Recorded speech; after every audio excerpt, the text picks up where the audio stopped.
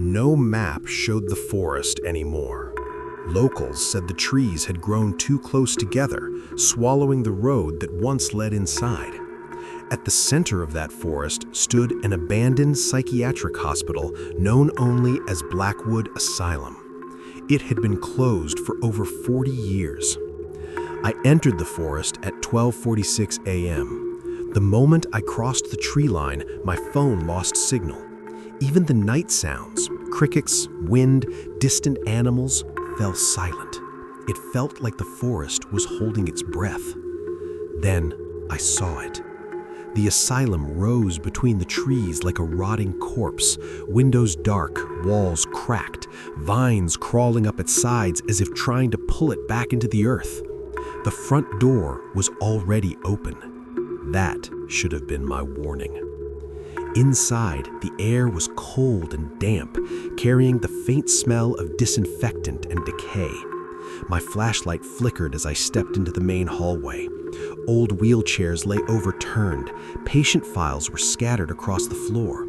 Every single one of them had the same phrase written in shaky handwriting. They never left. As I walked deeper, I began to hear something strange. Breathing. Not mine. Slow, wet, rhythmic. It echoed through the halls, coming from behind the walls themselves. I pressed my ear against the cracked paint, and the breathing stopped. Then I heard my name, whispered from the second floor. I climbed the stairs, each step groaning beneath my weight.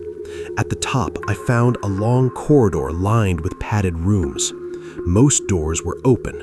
One wasn't. Room 317. The door was scratched from the inside, deep claw marks carved into the metal. A patient chart hung crookedly beside it. Patient, unknown, status, never discharged. The breathing returned, right behind me. I spun around. The hallway was empty, but the lights flickered on. Every padded room door slammed shut at once.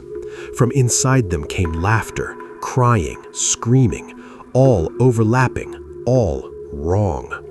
Then room 317 opened on its own. Inside sat a man strapped to a chair, head hanging low. Slowly he looked up.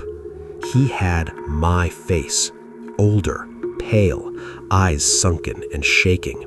He smiled. "You finally came back," he said. "They told you would." I tried to run. My legs wouldn't move. "You were never a visitor. You were a patient. You just forgot." The walls began to pulse, in and out like lungs breathing. The asylum wasn't abandoned. It was alive. The lights went out. Something grabbed my arm. The last thing I heard was a calm voice over an intercom. Patient has returned to his room. The next morning, hikers found the forest entrance again, for the first time in decades. Blackwood Asylum was gone. But deep in the woods, a security camera lay on the ground, still recording. The final frame showed a padded room door and a hand scratching from the inside.